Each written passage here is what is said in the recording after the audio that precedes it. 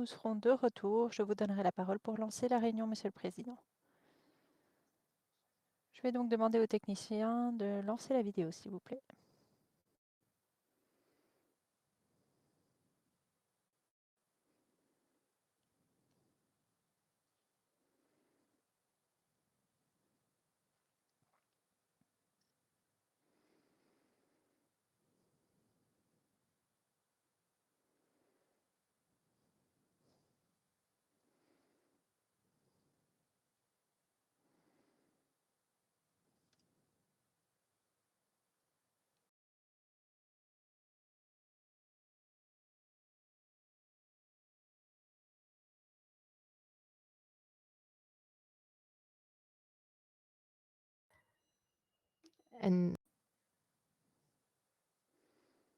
Nous lançons la réunion, Monsieur le Président, c'est à vous.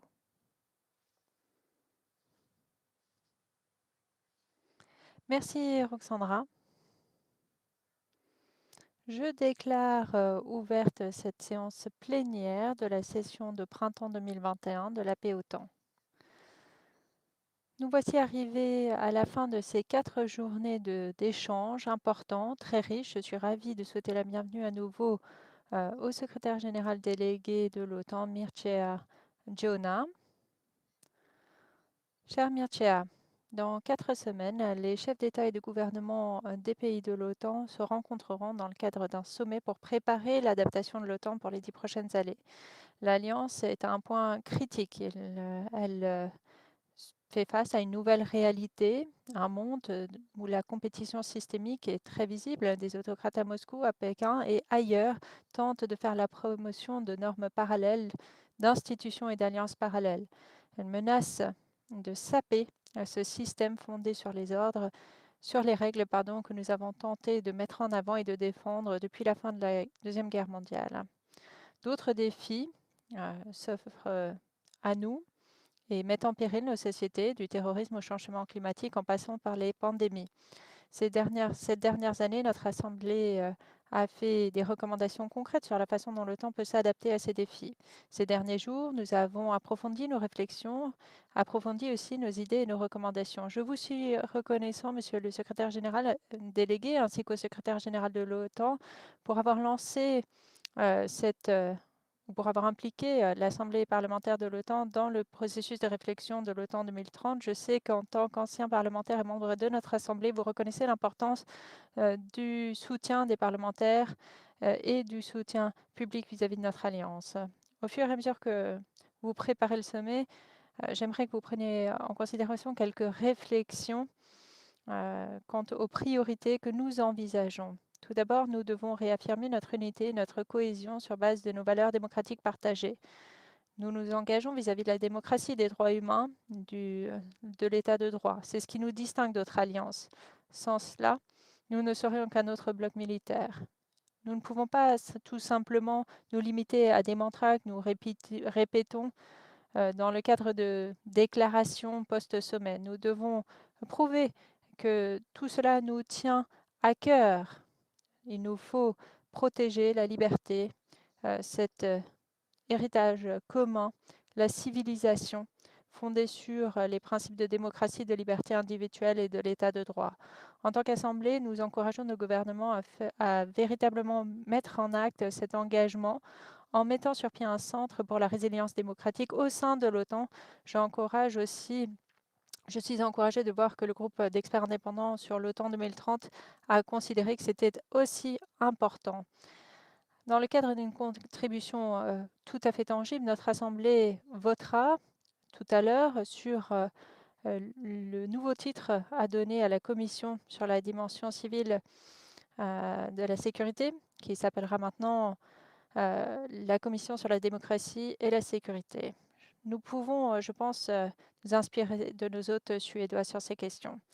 Deuxième grande priorité, nous devons répondre fermement aux actions déstabilisatrices de la Russie à l'encontre de nos alliés et de nos partenaires. Cette Russie révisionniste continue à nous tester, à tester notre unité. Nous devons renforcer notre défense collective, nous devons maintenir une posture unie qui impose aussi des coûts et des conséquences à la Russie pour son comportement agressif. Dans un même temps, nous devons impliquer Moscou dans un dialogue crédible, sérieux, transparent lorsque cela est dans notre intérêt de le faire. Nous devons aussi lutter contre cette agression en cours du côté de la Russie, contre la Géorgie, l'Ukraine et d'autres partenaires. Nous avons condamné le renforcement militaire massif de la Russie en Ukraine et à proximité de l'Ukraine. C'est irresponsable et injustifié.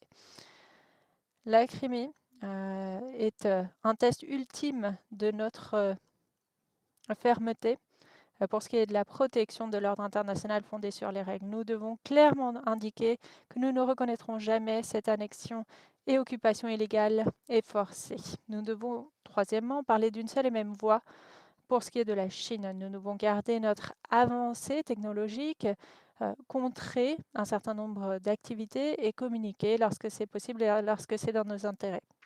Nous devons redynamiser aussi les partenariats de l'OTAN avec des démocraties affinitaires dans la région. Nombre sont représentés ici aujourd'hui. Quatrièmement, nous devons mener à bien le retrait des troupes en Afghanistan, mais nous devons le faire de telle façon à ce que nous permettions à nos amis afghans d'avancer sur cette bonne voie et de protéger les progrès effectués ces 20 dernières années.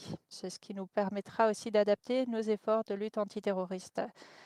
Cinquièmement, nous devons respecter les engagements en matière de dépenses de défense et respecter notamment l'engagement d'investissement de défense du sommet du Pays de Galles, y compris sur l'engagement des 2%. Nous ne pouvons pas laisser la Chine et la Russie prendre les devants dans cette course technologique et les laisser définir l'avenir des technologies et du combat. Merci. Je voudrais reconnaître toute l'importance de votre travail visant à faire en sorte que l'Alliance maintienne son avancée technologique. Sixièmement, enfin, nous devons garder notre porte ouverte aux pays qui souhaitent rejoindre notre communauté unique de démocratie. Dans ce monde où la confrontation géopolitique émerge à nouveau, nous devons accepter et non pas craindre cette ouverture, cette politique de la porte ouverte de l'OTAN. Je suis confiant que le sommet réaffirmera que la Géorgie et l'Ukraine doivent devenir des membres de l'OTAN et que notre porte reste ouverte à la Bosnie et l'Herzégovine également. Cher Mercea, chers amis, et notre Assemblée et la délégation bipartisane américaine a joué son rôle pour maintenir la force du lien transatlantique en ces temps difficiles. Le sommet de l'OTAN est une opportunité unique pour ouvrir un nouveau chapitre dans ces relations et renforcer l'OTAN, qui représente si bien ce lien entre l'Europe et l'Amérique du Nord. Cette Assemblée se tient prête à jouer son rôle, souhaite appuyer l'adaptation importante de l'OTAN. Après le sommet, nous voudrons participer activement aussi dans la mise à jour du concept stratégique.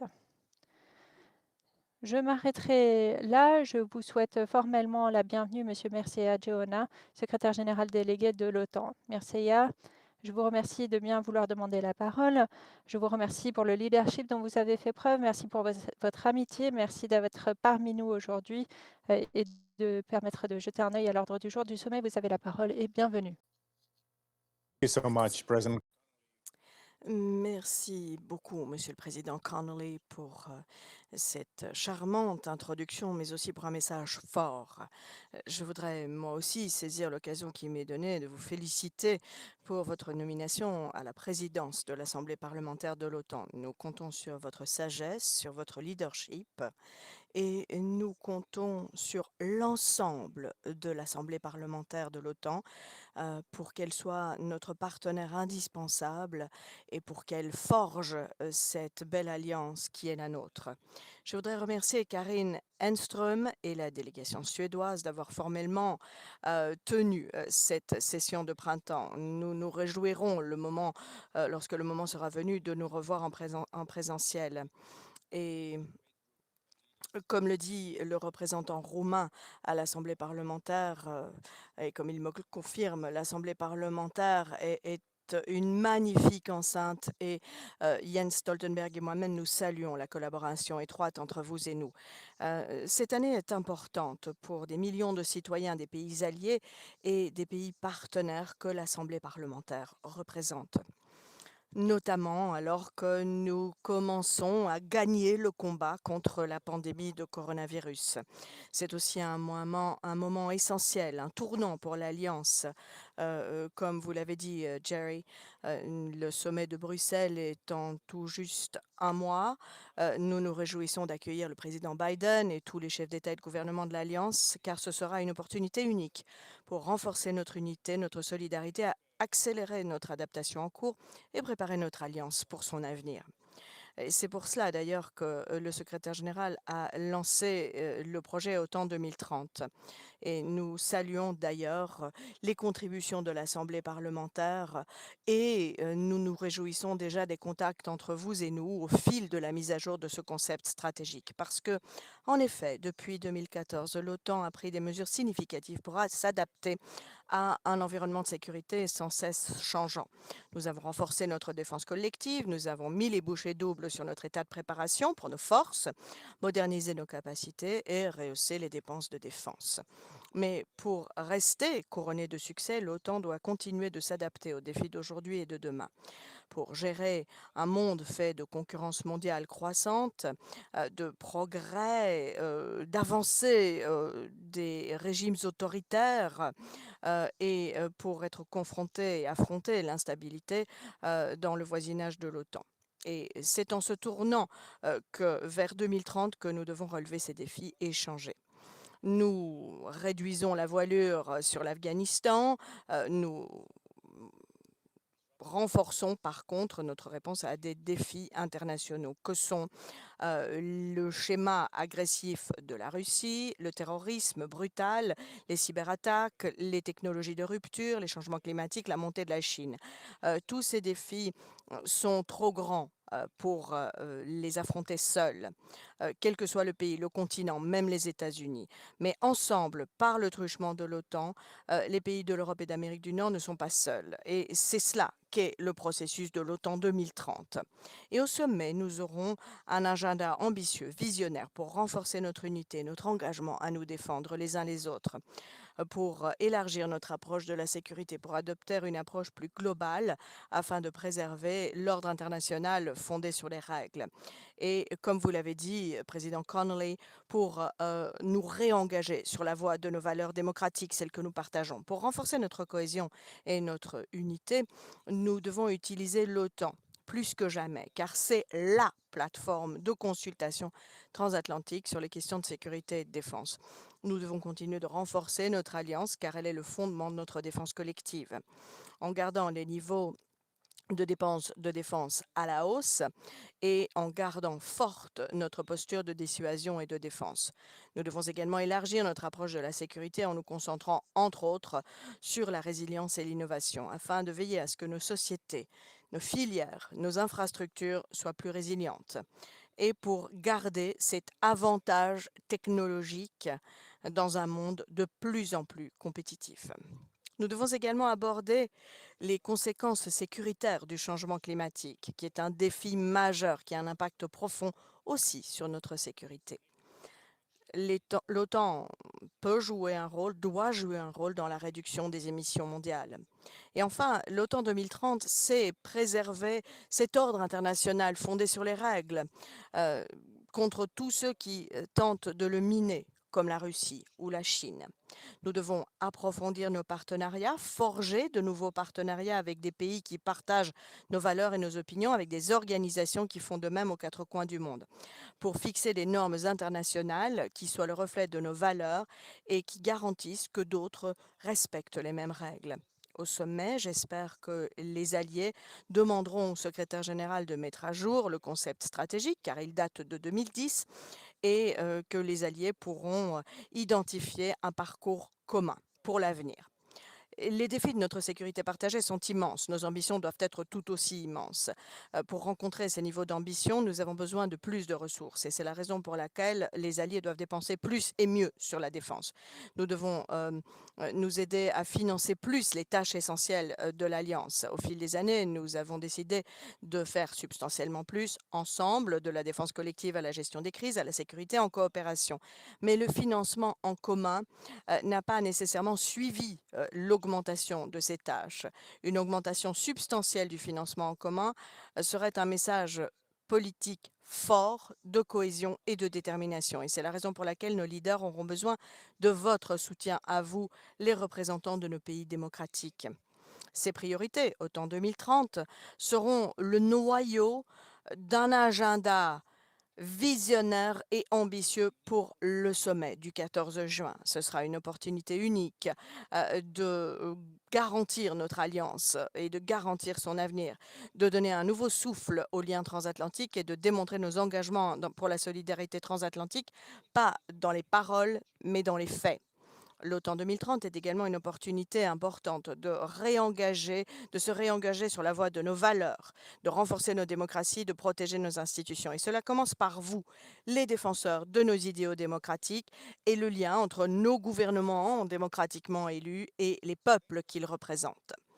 Donc, merci une fois encore pour votre engagement envers l'Alliance. Merci aussi pour votre intérêt, votre engagement actif pour l'initiative OTAN 2030 et merci de garantir que nos ressources soient à la hauteur de notre niveau d'ambition. Nous nous réjouissons de tenir un sommet couronné de succès au mois de juin et nous sommes confiants. Ce sera le cas et ensemble, nous pourrons continuer à adapter avec succès notre alliance pour faire en sorte que nos citoyens restent puissent vivre dans la sécurité, pour garantir notre sécurité et comme le président Connolly l'a dit, pour que nous ne soyons pas juste une autre alliance militaire, mais vraiment une alliance fondée sur des principes, des valeurs que nous partageons, sur l'état de droit, sur la démocratie et sur les intérêts que nous partageons. Donc c'est un privilège pour moi d'être parmi vous aujourd'hui et je me réjouis d'avoir un débat très animé, je n'en doute pas, dans les prochaines minutes. Merci, merci Président Connolly pour votre leadership et pour votre amitié sur laquelle nous comptons. Amitié que vous avez. Merci, Monsieur le Secrétaire général délégué, pour ces remarques. Alors, nous allons maintenant avoir une séance de questions-réponses et merci de vous tenir à une limite de temps de 90 secondes afin que nous puissions donner la parole à tout le monde. Et je vais regrouper les questions par 3, si vous en êtes d'accord, Monsieur le Secrétaire général délégué. Et puis, après chaque groupe de 3 questions, je demanderai au Secrétaire général délégué de bien vouloir réagir. Et je commence par Attila Mesterazi. Merci beaucoup, merci Monsieur Johanna pour cet excellent exposé. J'aurais une question très très brève. Pourriez-vous nous dire quelques mots des Balkans occidentaux? Quelles sont les étapes suivantes pour le Kosovo, la Bosnie? Pourriez-vous nous dire quelques mots sur cette question des Balkans occidentaux? Comment pouvons-nous aller de l'avant? Comment pouvons-nous mettre un pied devant l'autre sur les Balkans occidentaux? Je suis élue et c'est un sujet qui me tient particulièrement à cœur. J'aimerais savoir ce qu'il en est. Merci beaucoup Attila. Marietta Giannanou.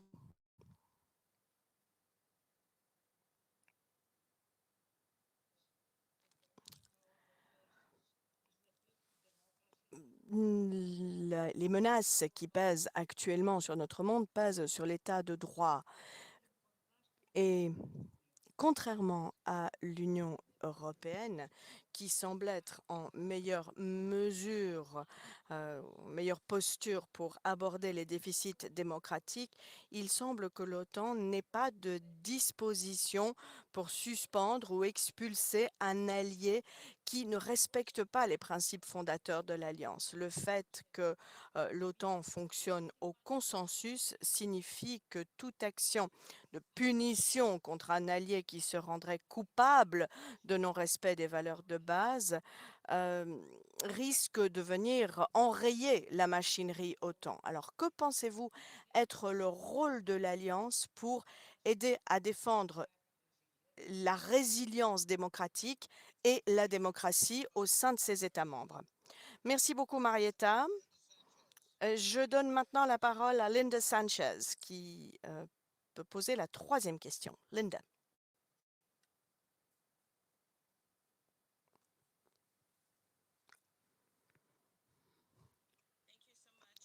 Merci beaucoup. Merci, Monsieur le Secrétaire général délégué. Quel plaisir de vous entendre. Nous avons abordé de nombreux sujets et le sujet de la résilience revient énormément. L'initiative OTAN 2030, ce processus de réflexion, signifie-t-il que l'OTAN doit se recentrer sur un de ses mandats essentiels, c'est-à-dire le respect des valeurs démocratiques que nous partageons tous? Et quelles sont les propositions que l'OTAN a l'intention de faire par rapport aux institutions démocratiques de ses alliés? Comment peuvent-elles être rendues plus résilientes aux menaces à la démocratie? Merci, Monsieur le secrétaire général délégué.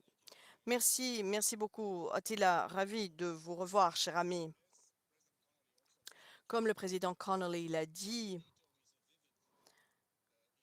l'OTAN est un vivant exemple de la politique de la porte ouverte et de la faculté d'adaptation. Et nous sommes ravis de voir deux des alliés les plus nouveaux, la République de Macédoine et le Monténégro, nous rejoindre. Le secrétaire général Stoltenberg rencontre aujourd'hui le président serbe. Nous sommes donc en plein travail avec l'Union européenne, notamment aussi sur la Bosnie-Herzégovine.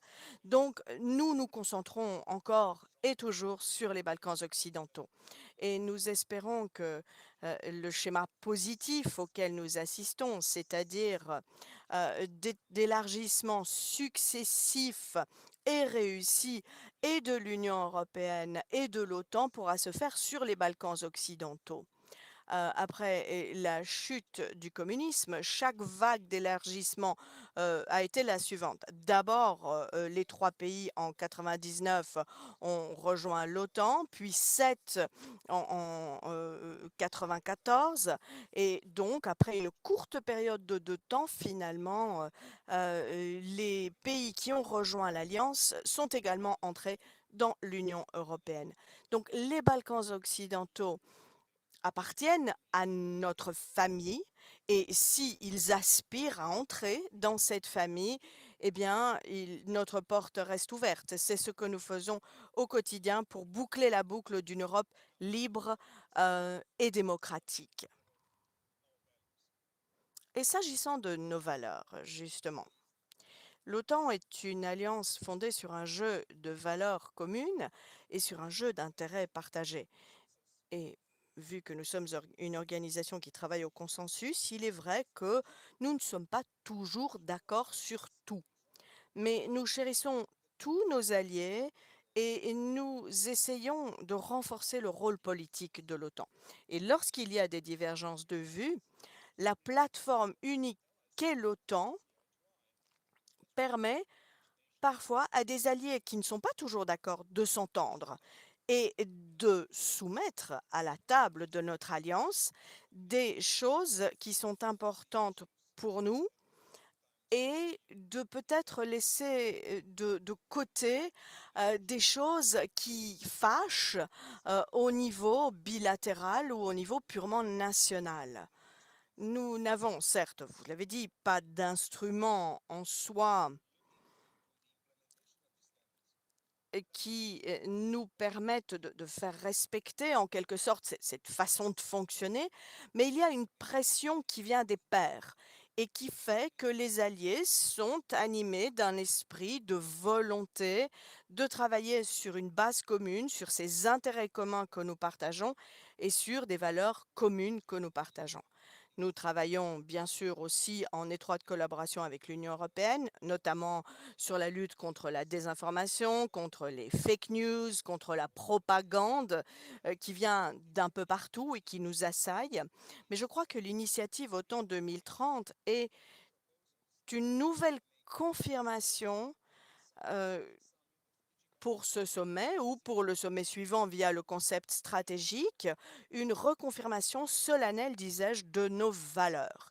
Et je crois que c'est là quelque chose qui vraiment devrait pouvoir ouvrir la voie à la cohésion, à l'unité persistante de l'Alliance sur base de règles démocratiques, de respect des libertés individuelles et de l'état de droit. S'agissant de la représentante Sanchez et de sa question, je crois que nos leaders à l'OTAN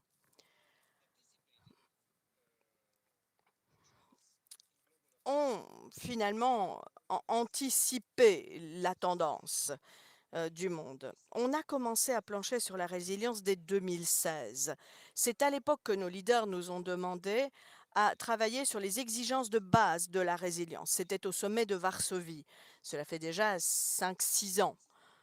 C'est la raison pour laquelle l'initiative OTAN 2030 et le sommet de l'OTAN vont proposer des indicateurs plus précis, plus ambitieux pour juger de notre résilience. Alors certes, bien sûr, la résilience est une prérogative nationale dans chacun de nos pays, mais nous pensons que le corpus d'expériences développé par l'OTAN au fil du temps et permettant d'identifier ce qu'est la résilience des sociétés, ce qui est bien plus une définition très militairement étroite de la résilience, est quelque chose que nous pouvons faire ensemble pour cartographier les points faibles de chacun d'entre nous, s'il y a des questions sur les différentes filières, sur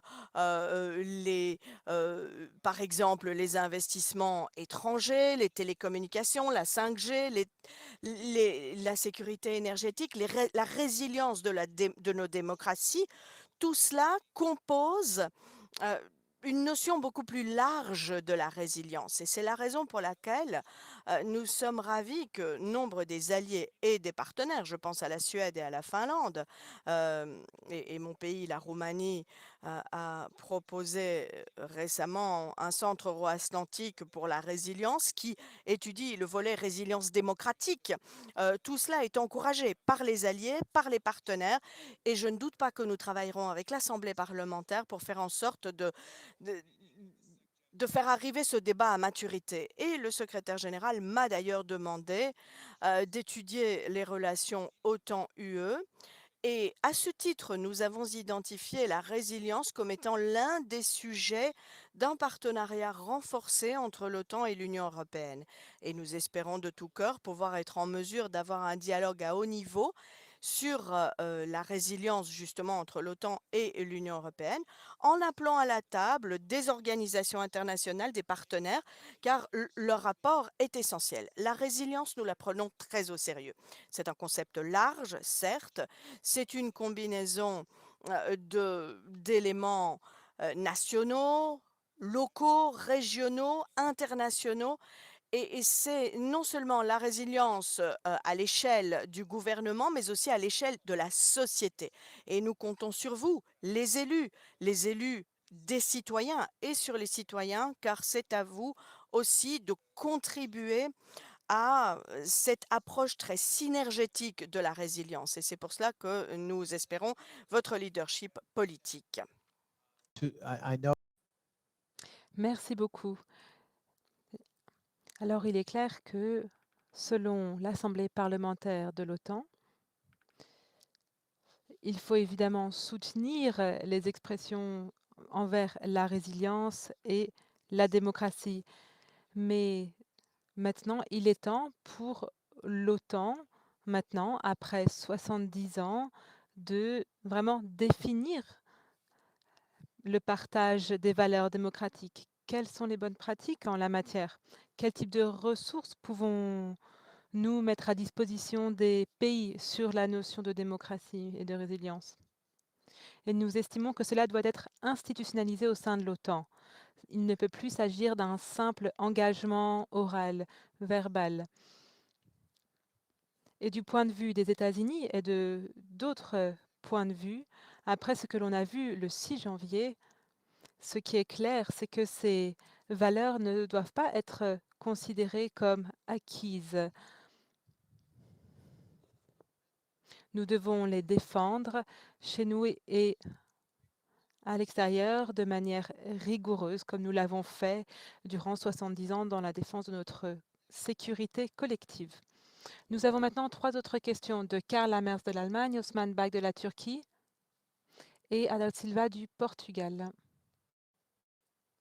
Karl, vous avez la parole. Monsieur Connelly, merci beaucoup pour vos propos et bonjour Monsieur le secrétaire général délégué. J'ai une question sur l'Afghanistan. Le processus de paix en cours en Afghanistan doit être salué. Mais le processus actuel doit être suivi de près. Selon vous, quel sera le rôle joué par l'OTAN en Afghanistan après le désengagement des forces militaires? Merci Karl. Maintenant, nous donnons la parole à Osman Bak de la Turquie.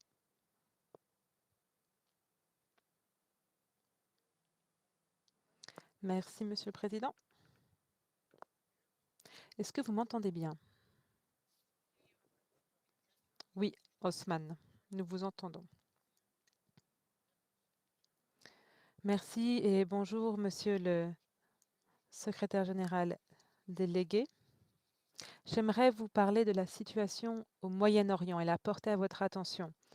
À l'heure actuelle, au Moyen-Orient, des douzaines d'enfants meurent et des dizaines de civils sont tués à Gaza. À l'heure actuelle, la situation humanitaire à Gaza est très alarmante et se dégrade à chaque instant.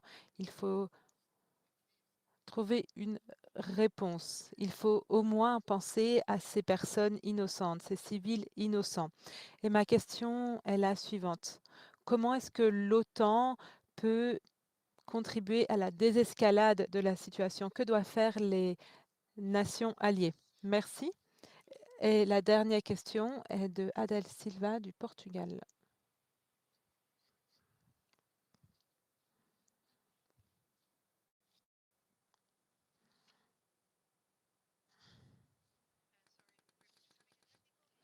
Un petit instant, nous avons un problème technique. Nous demandons à Monsieur Silva de demander la parole de nouveau.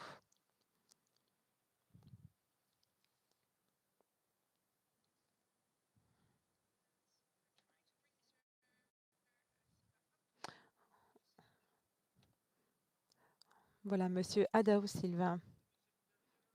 Monsieur le secrétaire adjoint délégué de l'OTAN, je saisis cette occasion pour vous demander quelle est votre opinion concernant l'évolution des relations transatlantiques dans les années à venir. Selon nous, la coopération transatlantique sera renforcée. Et j'aimerais ici rappeler que les Açores, et notamment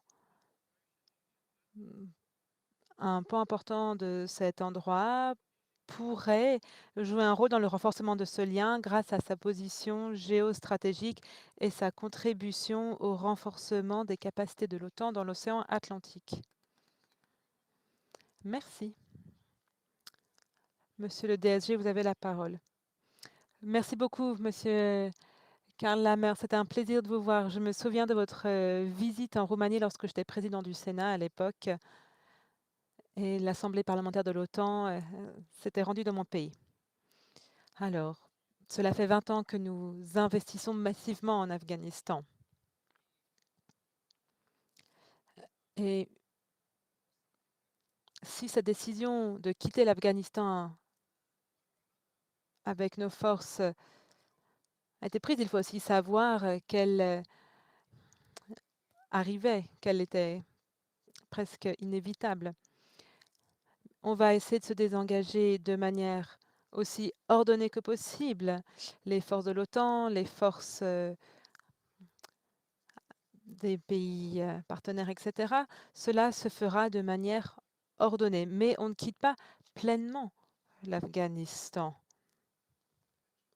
Nous allons toujours soutenir l'Afghanistan et porter notre attention sur l'Afghanistan. On essaye à l'heure actuelle d'examiner comment l'OTAN pourra continuer à soutenir les forces de sécurité afghanes, comme nous l'avons fait ces dernières années. Bien sûr, pour ce qui est des droits des femmes, des droits des enfants, ces vraies avancées qui ont été accomplies, on souhaite qu'elles soient maintenues. On ne veut pas qu'elles soient gâchées.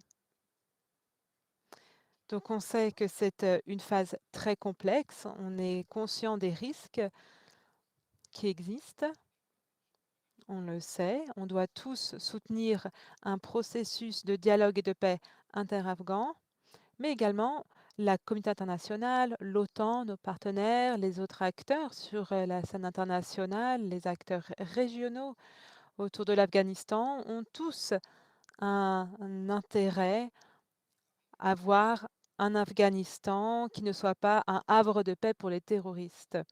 Au contraire, on veut que l'Afghanistan soit un partenaire respecté, responsable de la communauté internationale. Et il est vrai qu'il y a énormément d'actions que nous pouvons mener. Nous pouvons vraiment ouvrir cette région pour le commerce, la stabilité, la sécurité. Ce n'est pas une tâche facile, bien sûr, mais le désengagement de la mission Resolute Support et la fin de cette opération OTAN de 2 décennies ne signifie pas que l'on ne va pas continuer à soutenir de manière active et généreuse ce pays. Ce pays est essentiel pour la stabilité et la sécurité dans la région, et nous en sommes conscients. S'agissant du Moyen-Orient maintenant, la situation en Israël et dans les territoires, et l'OTAN n'est pas présente là-bas. Il y a beaucoup de pays alliés qui, à l'heure actuelle, essayent de soutenir les efforts de désescalade de la violence. Évidemment, c'est une situation qui s'inscrit dans une situation de sécurité plus vaste au Moyen-Orient. Évidemment, nous demandons à ce qu'il y ait une désescalade, à ce qu'il y ait une reprise du dialogue, car c'est la seule manière de façonner une solution politique pérenne dans la région. Pour ce qui est de l'importance stratégique du Portugal et des Açores, j'aimerais vous donner un exemple.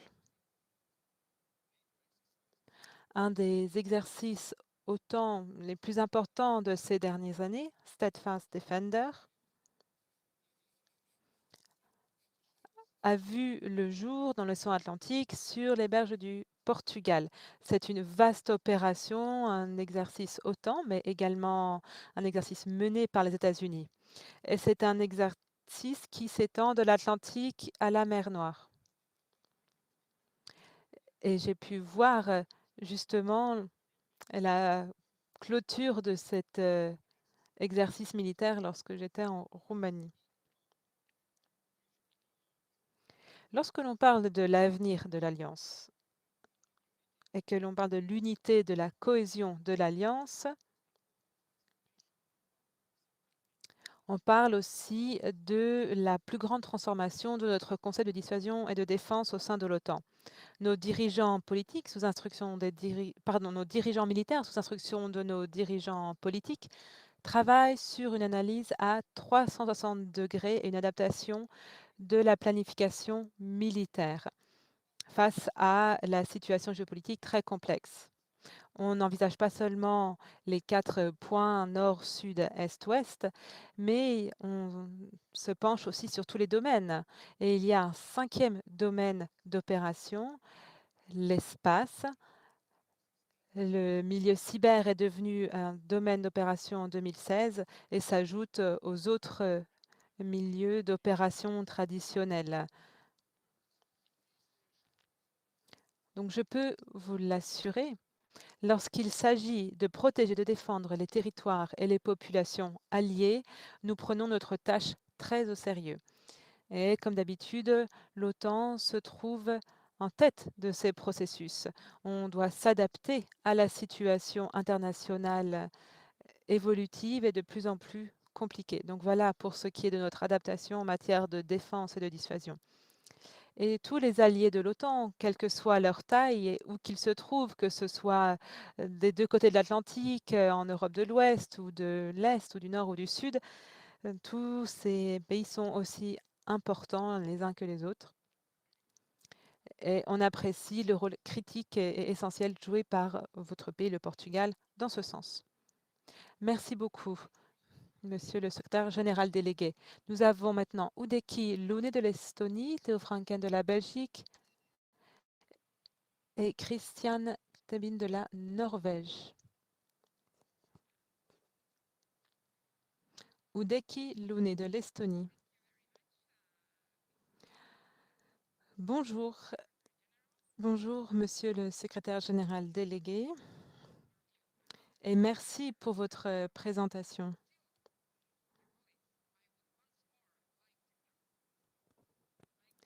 Chers collègues, j'aimerais attirer votre attention sur les grandes évolutions en matière de sécurité technologique, notamment le développement d'armes autonomes. Ces armes maintenant s'inscrivent dans les nouvelles stratégies militaires, notamment avec le domaine d'intelligence artificielle. Cependant, ils représentent un réel aléa. Ils renforcent les postures agressives. Et cela pourrait vraiment brouiller les lignes. Et il se pourrait que cela aussi influence les populations. Et on sait que tout ce genre de crimes s'oppose aux valeurs démocratiques que nous partageons. Et donc, ce type d'armes devrait être réglementé par des traités internationaux. Et l'AP-OTAN pourrait créer un rapport spécial d'ailleurs sur ce sujet. On pourrait notamment commencer par organiser des conférences internationales sur ce sujet. Et pourquoi pas avec le Conseil atlantique Nord. Donc, j'aimerais que vous nous disiez comment, à l'avenir, l'OTAN pourrait consacrer davantage de temps et de travaux sur ce point. Merci beaucoup, Deki. Maintenant, Théo Franken, vous avez la parole.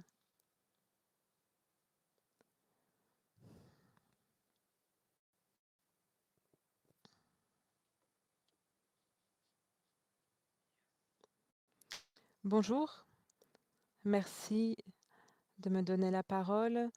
Bonjour, Monsieur le Secrétaire général délégué. Est-ce que vous m'entendez? Pour commencer, j'ai une question sur l'Afghanistan. Je sais que M. Lamers vous a déjà posé une question sur l'Afghanistan, mais j'aimerais ici juste signaler un élément concernant l'Afghanistan ces 20 dernières années. Et en Belgique, on parle par exemple de rapatrier certaines personnes de l'Afghanistan, de leur donner des visas. Est-ce que c'est une prérogative de l'OTAN? Est-ce que c'est à l'OTAN de s'en occuper? Deuxième point, sur l'Irak. Où en sommes-nous de l'augmentation des troupes en Irak à l'heure actuelle? Autre point de mon côté. Pour ce qui est de la République islamique d'Iran, on suit cela de près et c'est une réelle préoccupation pour nous. Quel serait le potentiel rôle accru de l'OTAN au Moyen-Orient? Il y a l'accord de Vienne, cela pourrait également constituer une menace, il ne faut pas être naïf. Voilà pour les questions de mon côté. Merci Théo. Christian.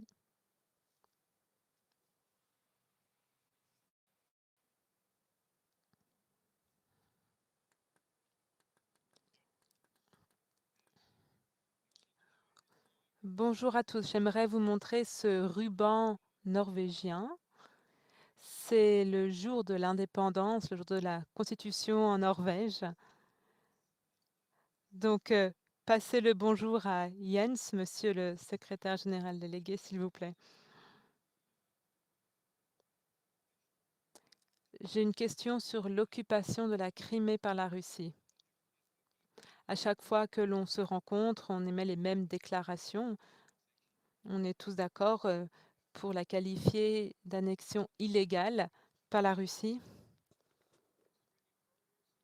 Et je me demandais s'il y avait eu des progrès, des avancées. Est-ce que la Russie prévoit de se retirer?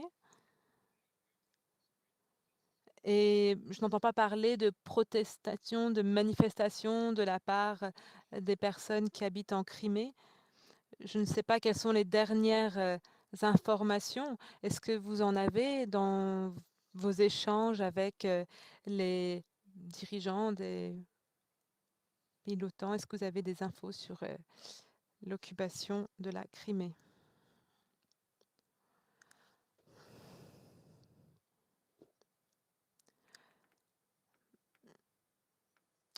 Alors, monsieur le secrétaire général délégué. Alors, il est peut-être difficile pour les personnes là-bas de manifester lorsqu'ils sont occupés par la Russie. Et il a fallu 50 ans pour que les pays baltes regagnent leur indépendance de l'Union soviétique. Et maintenant, certains d'entre eux sont membres de l'OTAN. Donc cela en a valu la chandelle. Et ce que l'on a dit au sein de la POTAN est que si l'on ignore la situation en Crimée, c'est un risque que l'on prend. Parce qu'il y a la Moldavie, la Géorgie, l'Ukraine orientale, qui sont dans des situations similaires. C'est pour cela qu'il faut qu'on adopte une ligne dure dans nos déclarations sur la Crimée. C'est une opinion que l'on affirme au sein de l'APOTAN depuis des années. Merci beaucoup. Alors, pour ce qui est de la question sur les systèmes autonomes, l'intelligence artificielle et les nouvelles technologies, nous les appelons ici, dans notre jargon OTAN, technologies émergentes et de rupture. C'est un sujet très complexe. D'ailleurs, je m'occupe du Conseil Innovation ici à l'OTAN et je travaille avec mes collègues pour développer une nouvelle feuille de route sur ces nouvelles technologies. Et l'intelligence artificielle constitue un des sujets les plus complexes et les plus d'actualité, des sujets dont on traite. Et quand on parle de nos valeurs, il est vrai, on parle surtout de la démocratie et de l'état de droit, mais dans un cadre bien spécifique. En revanche, lorsqu'on évoque nos valeurs de manière transversale plutôt que géographique, il faut faire attention lorsque l'on parle du militaire et des utilisations des nouvelles technologies, notamment l'intelligence artificielle. Il faut faire attention à ce que nos valeurs soient également prises en compte dans la manière dont on réglemente ce système. Alors bien sûr, l'OTAN n'a pas cette compétence de réguler cela. En revanche, l'OTAN peut établir des normes, car l'OTAN est reconnue dans le monde entier, même par ceux qui ne nous aiment pas tant que ça, que nous représentons des standards élevés lorsqu'il s'agit, ou voire les meilleurs standards lorsqu'il s'agit de questions militaires. C'est pour cela que l'on travaille étroitement avec l'Union européenne, avec l'ONU. En effet, lorsqu'il s'agit de traités mondiaux, il faut que l'ONU soit impliquée. C'est pour cela que lorsque l'on adapte et adopte les nouvelles technologies dans le cadre de la capacité à combattre, cette adaptation doit se faire dans le respect de nos valeurs démocratiques. Comme je l'ai dit, c'est très complexe et très important comme sujet. Et je suis ravie que l'Assemblée ait exprimé son intérêt à travailler avec nous lorsqu'il s'agit de trouver la bonne voie à suivre sur ce sujet. Quand on parle de d'autres technologies en dehors des données massives et de l'intelligence artificielle, et d'ailleurs on a une stratégie intelligence artificielle en développement à l'heure actuelle, il y a d'autres éléments qui voient le jour tels que l'informatique quantique. Et ça, c'est révolutionnaire, aussi bien pour le domaine civil que militaire, qu'économique. On parle aussi des biotechnologies, de l'amélioration de l'être humain. Encore une fois, quand on aborde tous ces sujets, cela ne peut pas se faire sans parler des normes, de nos valeurs et de la façon dont on va adopter ces nouvelles technologies. Il y a aussi la question de l'espace.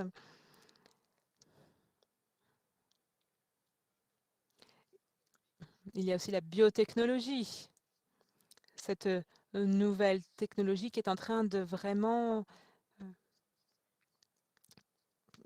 changer les paradigmes. Donc quand on parle à des nations démocratiques et des parlements démocratiques au sein de l'OTAN et avec nos partenaires, on doit faire attention à ce que nos valeurs restent au cœur de nos actions. Maintenant sur l'Afghanistan. Bien entendu, des pays individuels peuvent et doivent prendre des décisions. Il ne s'agit pas vraiment d'une politique OTAN en tant que telle, mais nous veillons bien entendu à ce que les uns et les autres soient pris en compte. On a du personnel militaire, mais pas seulement. Du personnel civil, aussi beaucoup de fournisseurs qui ont travaillé avec nous à l'Afghanistan. Il y a des personnes que nous avons formées, nous avons investi dans un certain nombre d'équipes dans l'ensemble de l'Afghanistan. Il faut qu'ils continuent à pouvoir travailler en toute sécurité. C'est quelque chose que nous allons encourager, bien entendu. Sur l'Irak, la décision a été prise de petit à petit renforcer encore un petit peu davantage notre présence. Encore une fois, ça se fera graduellement et uniquement toujours sur demande du gouvernement irakien. Donc la mission de l'OTAN en Irak est en cours d'adaptation. Nous transférons certaines missions de formation d'entraînement des autres opérations vers l'Irak et nous comptons aussi sur nos partenaires pour contribuer à la stabilité de l'Irak, un pays très important. Sur l'Iran maintenant, vous savez très bien que nous avons de nombreux partenariats à l'international. Nous avons plus de 40 partenariats. Nous avons un système de partenariat très fort dans le Golfe, l'initiative de coopération d'Istanbul. Nous avons aussi des partenariats dans l'Afrique du Nord et au Moyen-Orient. Il s'agit des partenariats du dialogue méditerranéen. Nous travaillons aussi directement et indirectement avec des partenaires qui partagent notre état d'esprit, des alliés, des organisations, pour veiller à ce que nous puissions trouver les meilleures solutions, les meilleures réponses aux risques tels que le terrorisme et la déstabilisation qui est encore tout à fait présente dans cette région. La Norvège, formidable allié, parce que vous nous avez fourni ce formidable secrétaire général, certes, mais pas seulement. Et d'ailleurs, je ferai passer votre message à Jens. Le président Connolly, je pense, a vraiment donné la meilleure réponse possible à la question de la Crimée. Nous ne pourrons pas nous éloigner de notre position. Nous ne nous éloignerons pas de cette position qui vise à ne jamais accepter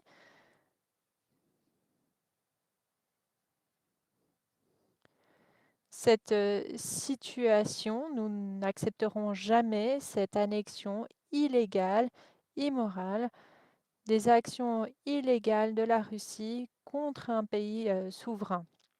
Notre position est très claire, nous ne reconnaîtrons jamais cette annexion. Nous veillerons à aider nos partenaires ukrainiens de toutes les façons possibles. Nous aiderons aussi nos partenaires géorgiens du côté de la mer Noire à se renforcer. Nous comptons là aussi sur nos partenaires, pas seulement sur les alliés de l'OTAN, mais aussi sur nos partenaires pour veiller à aider ces deux partenaires à résister à cette pression russe énorme. Vous avez vu le renforcement militaire russe en Ukraine et à proximité de l'Ukraine. Ils ont retiré seulement une partie de leurs troupes. Leur présence militaire est encore très importante en Ukraine et à proximité des frontières ukrainiennes. Donc nous devons être sûrs de continuer à appuyer nos partenaires et nous ne pourrons jamais accepter ces actions du fait accompli et cette utilisation de la force contre des pays souverains. Et ce parallèle que vous avez créé avec les pays baltes et le fait que les États-Unis n'avaient jamais accepté pendant les nombreuses années de la guerre froide une annexion illégale ou une déviation illégale du droit naturel, des droits souverains des pays à choisir les systèmes auxquels ils souhaitent contribuer. Sphère d'influence, ça n'existe pas dans le vocabulaire OTAN. Nous ne reconnaissons pas les sphères d'influence. On peut reconnaître la géopolitique, on peut reconnaître des situations qui limitent nos actions ou qui limitent peut-être parfois notre influence, mais par principe, nous n'acceptons jamais cette politique du fait accompli contre un pays souverain. Nous parlons ici de valeurs et c'est encore une fois quelque chose qui est inscrit dans le traité de Washington. Le fondement même de notre alliance est basé sur ces valeurs et je suis entièrement d'accord avec les déclarations du président Connolly sur cette question. Merci beaucoup, Monsieur le secrétaire général délégué. Merci aussi pour cette réponse très claire, très directe. Nous avons maintenant Paolo Formenteri d'Italie, Sorin Moldovan de Roumanie et ensuite nous avons M. Kekeroser de Turquie. Paolo d'abord, je vous en prie.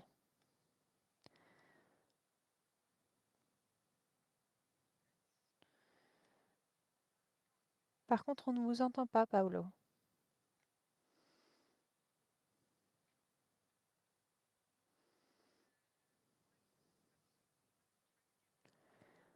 En attendant d'essayer de régler les petites difficultés techniques de Paolo, nous pouvons peut-être donner la parole à l'orateur suivant, donc de Roumanie, M. Moldovan. Oui, nous attendons avec impatience le sommet des chefs d'État et de gouvernement du mois prochain. L'ordre du jour se concentre sur les défis d'aujourd'hui et de l'avenir, les actions agressives de la Russie, par exemple, et la menace du terrorisme, des cyberattaques, des technologies émergentes et de rupture, le changement climatique, son impact sur la sécurité et la montée en puissance de la Chine. Un vaste ordre du jour, mais l'impact de la pandémie n'est pas reflété dans cet ordre du jour. La grande organisation qui traite de cette question, c'est bien entendu l'OMS, mais la contribution des forces armées par l'OTAN ou par les ministères de la Défense a été considérable. Je pense notamment à la distribution de matériel médical et d'appui général à cette situation de crise. Étant donné les défis affrontés et surmontés dans le cadre de cette pandémie, ne devrions-nous pas ajouter ce point à l'ordre du jour et notamment les enseignements tirés et les mesures visant à renforcer la coopération par des mécanismes alliés? Merci. Merci, Soren. Paolo.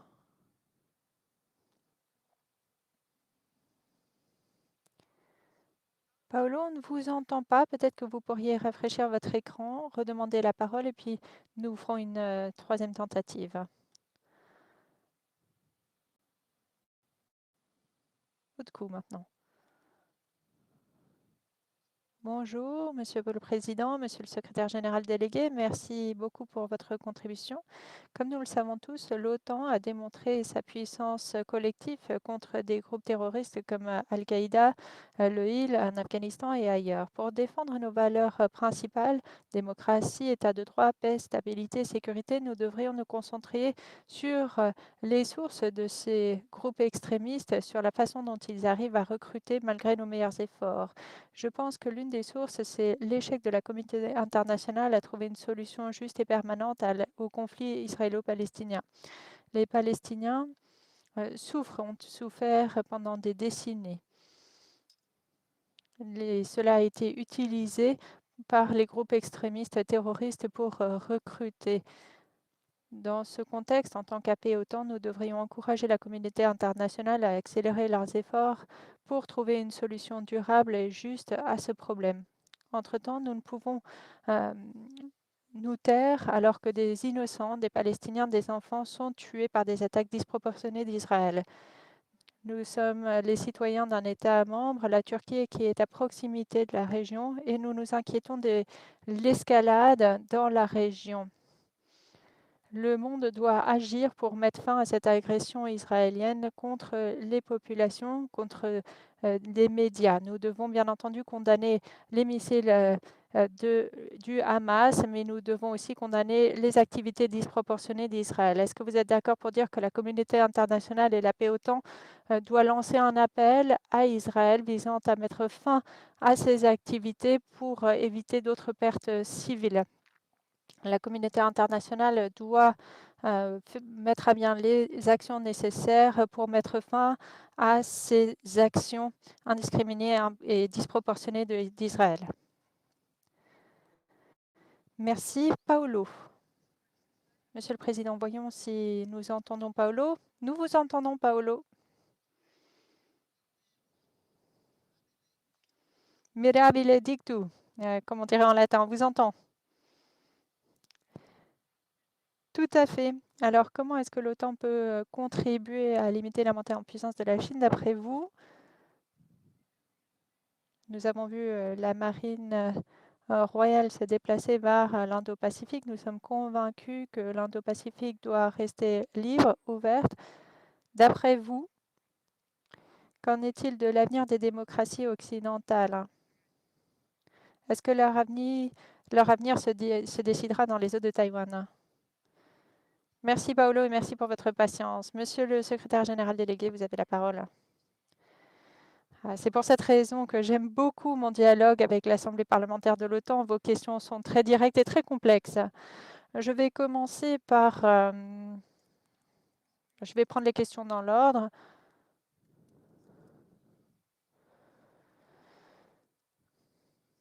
Écoutez, la pandémie tout d'abord et les enseignements tirés de cette pandémie.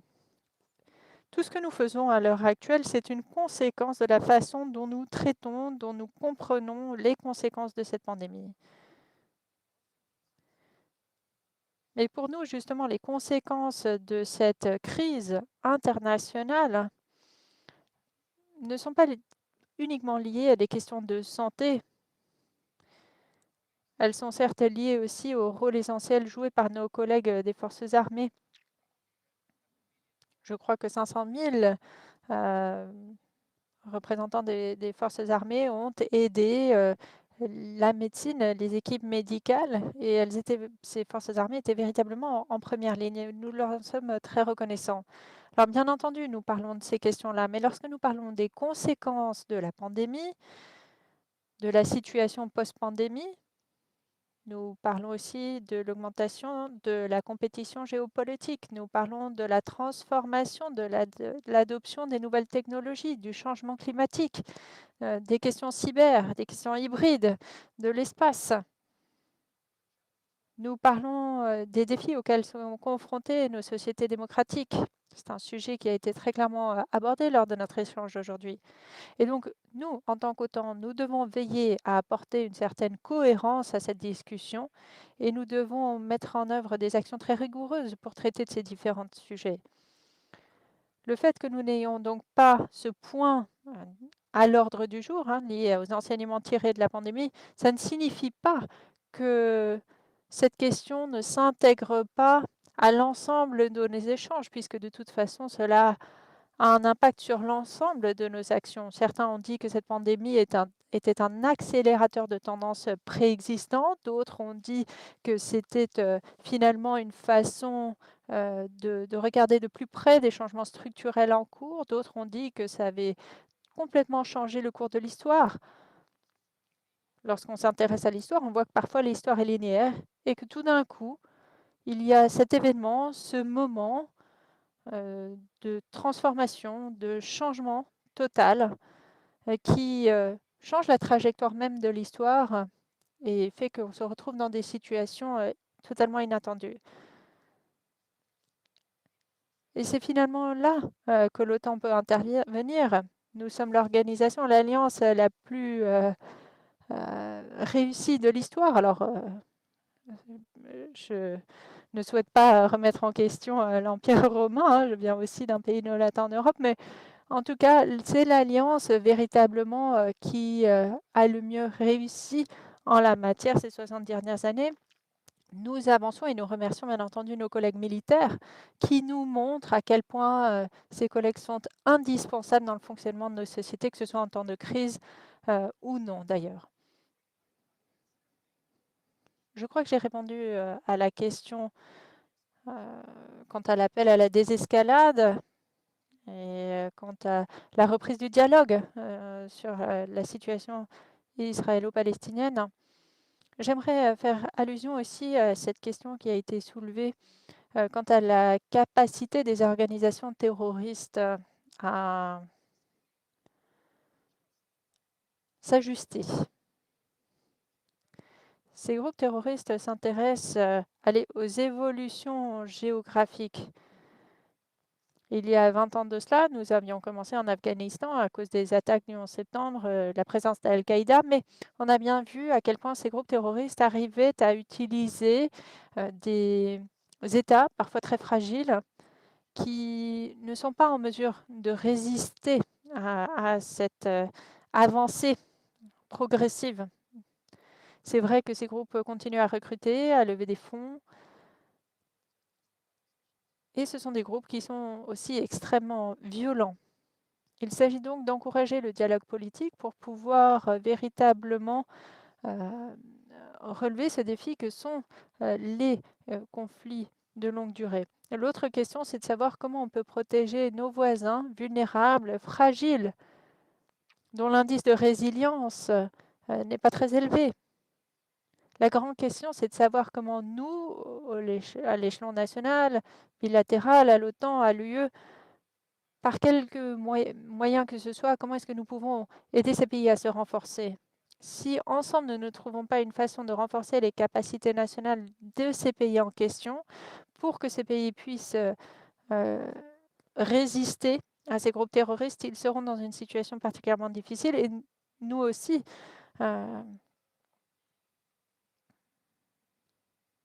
Nous pourrons en pâtir, nous pourrons être la cible d'attaque de la part de ces groupes. Je suis donc tout à fait d'accord avec vous, je partage vos préoccupations, mais je pense qu'il nous faut aussi prendre une véritable vue d'ensemble et essayer de travailler ensemble. Et c'est pour cette raison d'ailleurs que dans le cadre de l'OTAN 2030, et je parle là des propositions du secrétaire général, nous donnons des objectifs encore plus ambitieux.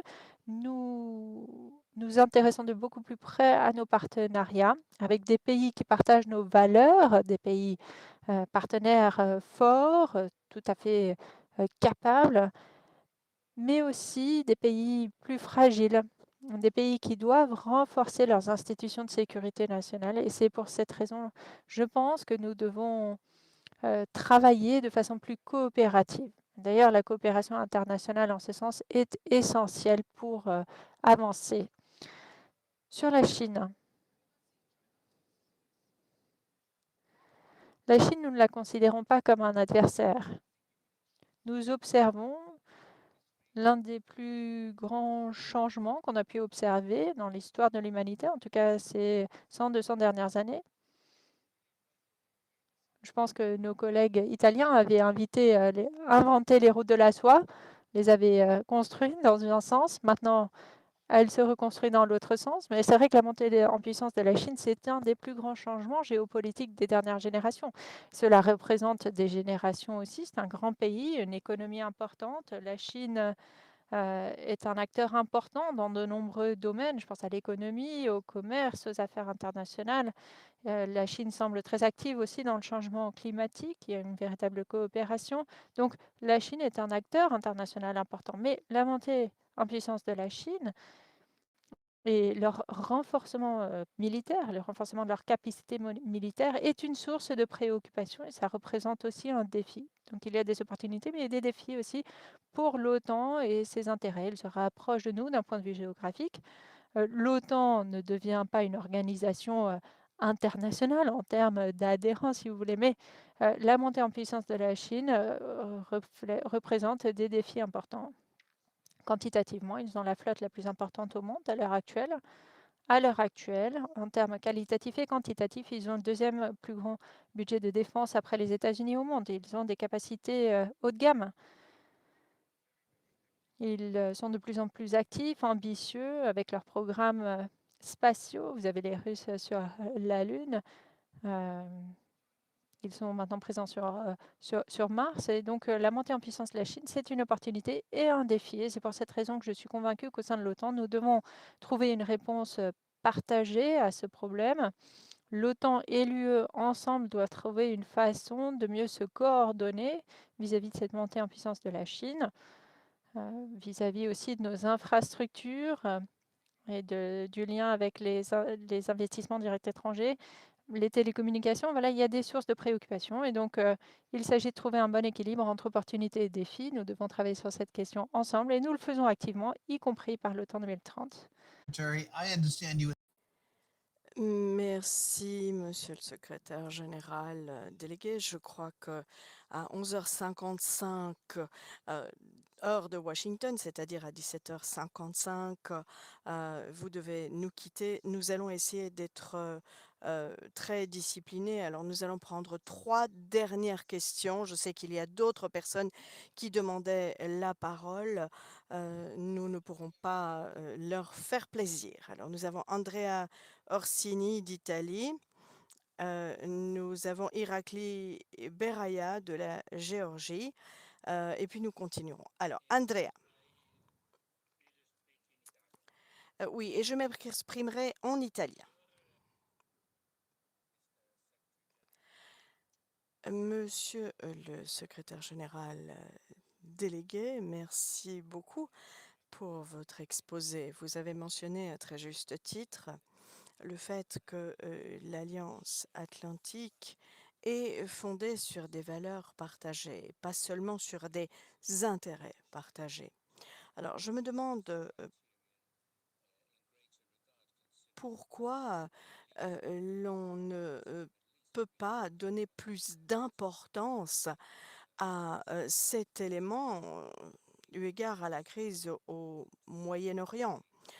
Nous avons une dictature religieuse qui est celle du Hamas, qui est armée, financée, promue par un pays théocratique et agressif, l'Iran. Et face au Hamas, nous avons Israël, une démocratie, et nous avons un processus de paix qui a été enclenché. Ne pensez-vous pas que nous devrions essayer de convaincre le leadership palestinien de faire partie de ce processus de paix activement plutôt que de jouer les timides et de s'en éloigner? Merci. Merci beaucoup, Andrea. Irakli Beraya de la Géorgie. Merci beaucoup. Merci, Monsieur le Président. Merci, Monsieur le secrétaire général délégué. Alors, sécurité de la mer Noire, les activités illicites de la Russie ces dernières années, inclut l'annexion de la Crimée, le renforcement de la présence russe dans les territoires occupés de l'Ukraine et bien d'autres éléments encore, démontrent que la zone euro-atlantique ne peut être sécurisée sans sécuriser la mer Noire. Nous avons vu l'OTAN renforcer son soutien à la Géorgie et à l'Ukraine. Toutefois, la croissance des défis exige une stratégie pour la mer Noire de la part de l'OTAN. Nous aimerions voir plus d'exercices conjoints dans la région de la mer Noire, plus de visites de ports par des navires OTAN et plus de coopération avec les pays qui partagent les mêmes valeurs dans la région, notamment dans le cadre d'un travail sur la résilience, notamment dans un contexte où la mer Noire et son pourtour sont confrontés à des menaces hybrides majeures de la part de la Fédération de Russie. Au vu de tous les défis de sécurité dans cette région, dans quelle mesure est-ce que l'OTAN envisage d'étendre encore sa présence si les choses n'avancent pas vers le mieux dans la zone de la mer Noire? Pouvez-vous donc avoir des moyens ou mettre les moyens pour renforcer la sécurité de la mer Noire? Yegor Hieniev de l'Ukraine pour terminer. Yegor.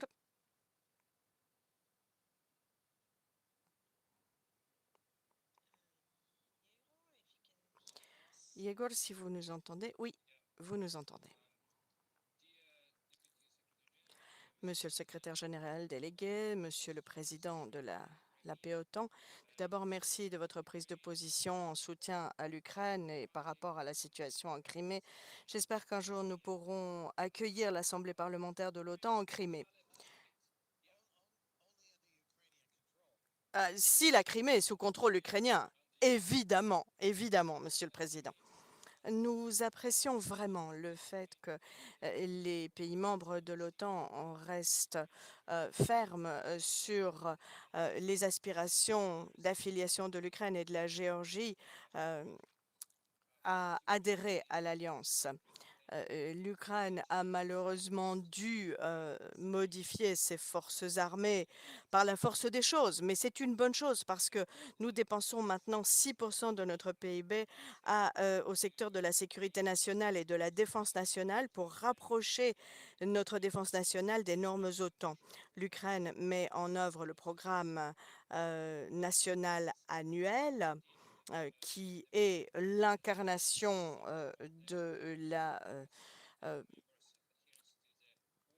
l'adhésion que nous avons à la politique de la porte ouverte, car nous avons confiance à cette politique de la porte ouverte.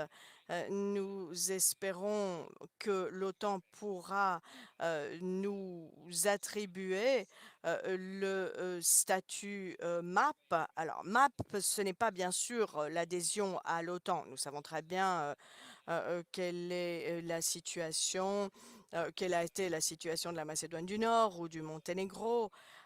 Il est vrai que la Macédoine du Nord, par exemple, a eu son premier MAP en 99 pour adhérer à l'Alliance en 2020. Donc, cela veut dire que nous aurons amplement le temps de nous ajuster aux exigences et critères de l'Alliance pour y adhérer pleinement à l'avenir. Donc, que diriez-vous de l'idée d'accorder ce MAP à l'Ukraine? Merci. Merci, Monsieur le secrétaire général délégué. Pour répondre à la question de l'Italie tout d'abord.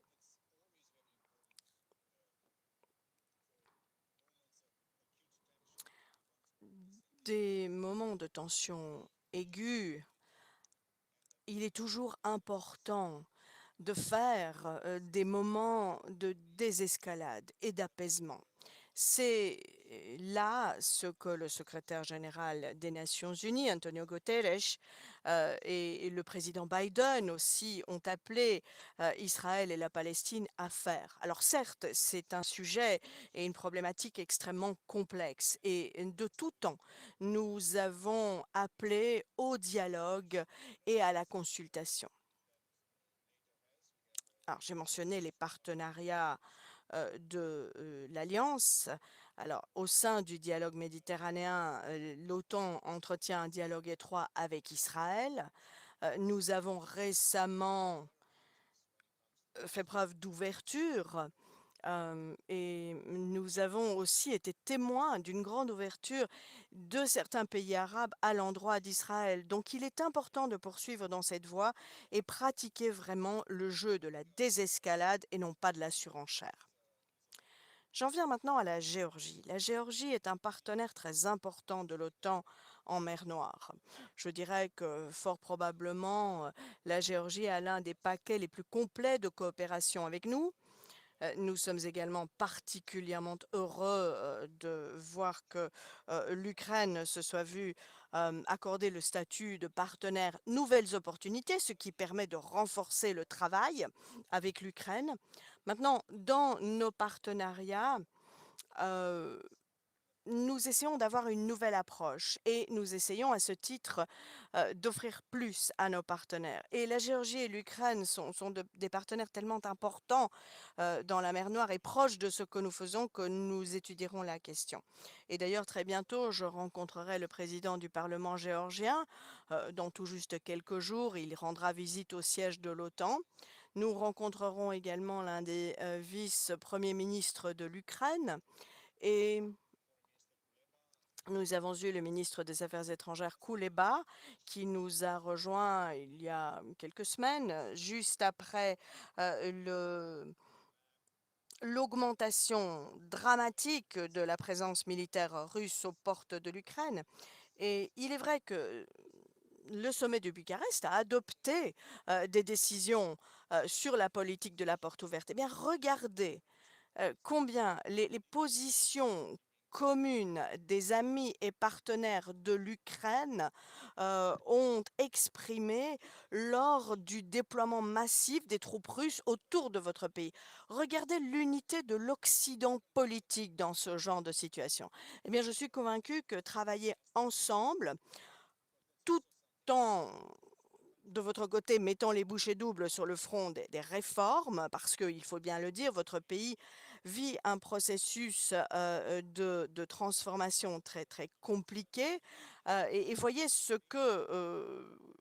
quelle transformation les pays qui ont rejoint l'Union européenne et l'OTAN ont accompli avant de rejoindre nos deux organisations. Je crois que cela est bon pour non seulement nous, l'Alliance, mais aussi pour vous, pour vos pays, pour votre prospérité, pour la réalisation de vos rêves de démocratie et pour vos citoyens, bien sûr. L'OTAN est une organisation qui travaille au consensus, donc il faut que nous générions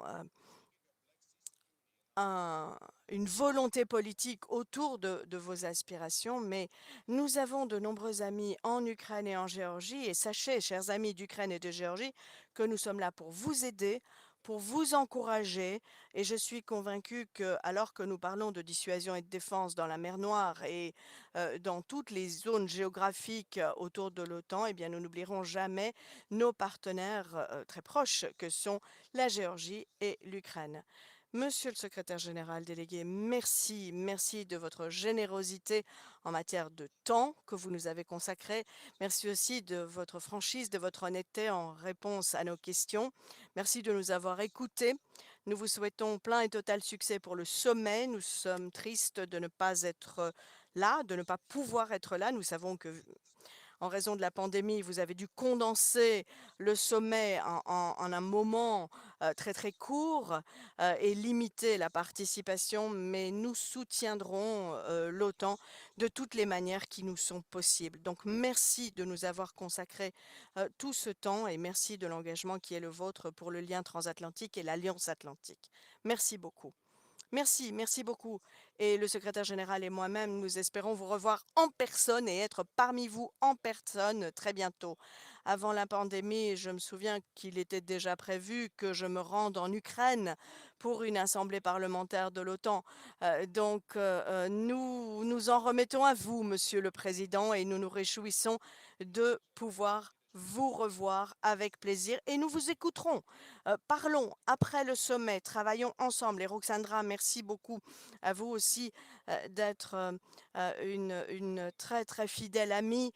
Merci d'avoir aidé cette discussion à avoir lieu.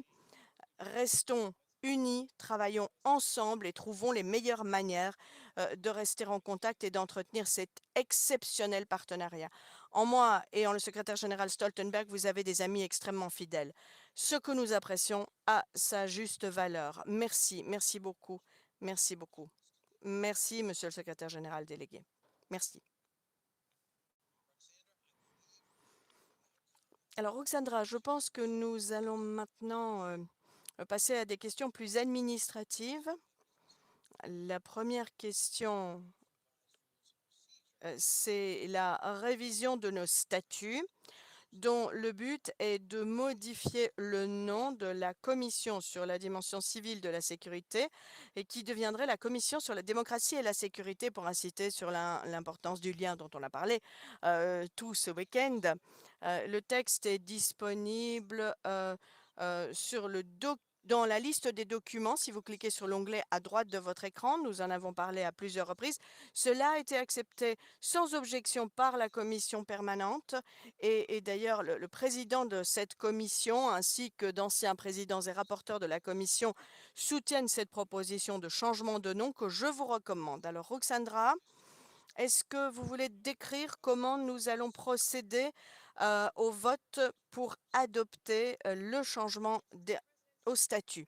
Oui, merci, Monsieur le Président. Nous allons maintenant lancer le vote. L'onglet est à droite. Vous avez un point rouge qui clignote sur l'onglet Polls. C'est bien sûr pour les représentants des membres. Cliquez sur Polls et vous verrez le vote pour accepter le changement de nom de la commission sur la dimension civile de la sécurité. Vous avez 3 options, oui, non, abstention. Le vote a démarré maintenant. Nous laissons les membres voter pendant 60 secondes.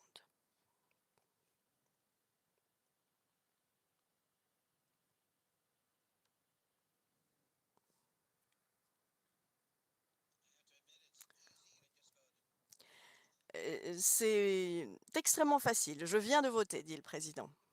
Parfait. Les votes se passent bien. Il semble que tous les membres aient la même facilité que vous, Monsieur le Président.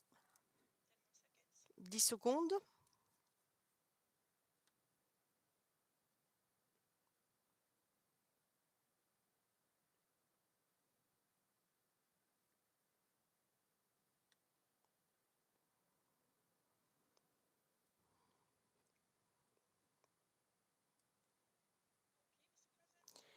Monsieur le Président, je crois que nous pouvons maintenant clôturer le vote et je suis heureuse de dire que cet amendement au statut est adopté avec une seule abstention et les membres peuvent voir les résultats sous l'onglet Résultats.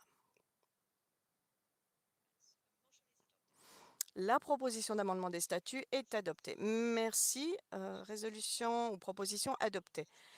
Nous allons maintenant passer à la question financière et je voudrais donner la parole à Wolfgang Heimlich qui va nous présenter les documents financiers liés à notre situation financière de 2020. Wolfgang, vous avez la parole. Le trésorier peut-il demander la parole en espérant qu'il n'a pas touché à son micro depuis le début de la réunion?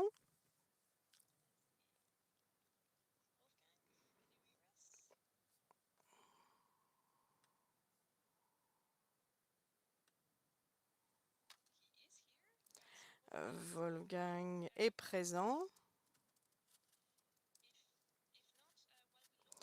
Alors, si ce n'est pas le cas, et tant que nous mettons la main sur le trésorier, je vous proposerai de passer au point suivant de l'ordre du jour et nous reviendrons en arrière. Nous attendons le retour de Wolfgang. Wolfgang a fait sa présentation à la commission permanente ce matin et cette présentation a été acceptée par la commission permanente. Nous parlerons du budget par la suite. Donc, c'est bien sûr un rapport qui porte sur les finances de 2020. Alors, si Wolfgang n'est pas disponible, le point suivant de l'ordre du jour, c'est de donner la parole à Karen Hellström, chef de la délégation suédoise, qui voudrait, je crois, dire quelques mots de clôture. Alors, merci bien sûr à la Suède pour la manière dont virtuellement votre chaleur et votre accueil ont pu être ressentis par les membres. Et j'espère que très bientôt, nous pourrons aller en Suède pour vous le dire de vive voix. Oui. Yes. Merci beaucoup. Est-ce que vous m'entendez? Oui, très bien. Bon, c'est la question que tout le monde pose, je le sais. Alors, j'aimerais commencer par vous féliciter, Monsieur le Président, pour la façon dont vous avez mené cette assemblée durant 4 jours en vidéoconférence avec tous les défis que cela entraîne. Mais c'était un plaisir pour la délégation suédoise d'être de co-accueillir cette session. J'aimerais aussi remercier mon propre secrétariat et notamment j'aimerais remercier Roxandra et son équipe, l'équipe technique également. Ils ont été vraiment remarquables et ils ont fait preuve d'une patience infinie avec nous, avec les caméras, les micros. Bref, je sais que c'est un dispositif assez important qu'il faut mettre en place pour tenir ce genre de conférence en ligne. J'ai essayé d'assister à autant de réunions de commission que possible et j'avoue que ça a été riche en informations pour moi. Les présentations étaient intéressantes, mais les rapports aussi, les questions-réponses également. Et je me réjouis de voir l'avancée de ces rapports quand on se verra, j'espère, en présentiel à Lisbonne. Et donc, si on ne peut pas, nous, la Suède, voter sur ces rapports et recommandations, on suit cela de près. Et je sais que beaucoup de ces rapports vont vraiment droit au but quand il s'agit de traiter de points urgents et d'actualité. Beaucoup de choses ont déjà été dites, donc encore une fois, je tiens à vous remercier. Et j'espère que la prochaine fois, bon, sans doute pas à Stockholm, mais autre part, on pourra se rencontrer en personne. Et tout du moins, j'espère que ce sera à Lisbonne en octobre. Merci beaucoup à vous, Karine Enstrom. Merci pour votre hospitalité, votre générosité et chaleur. Merci également à votre délégation et au gouvernement suédois pour leur engagement vis-à-vis de cette alliance. Nous formons un partenariat très spécial avec la Suède et on se réjouit dans les années à venir de renforcer, d'approfondir ce partenariat et de trouver une plateforme pour la contribution de la Suède dans nos délibérations et dans nos décisions politiques. Ruxandra, est-ce que Wolfgang est parmi nous maintenant? Oui, il est là. Super. Wolfgang.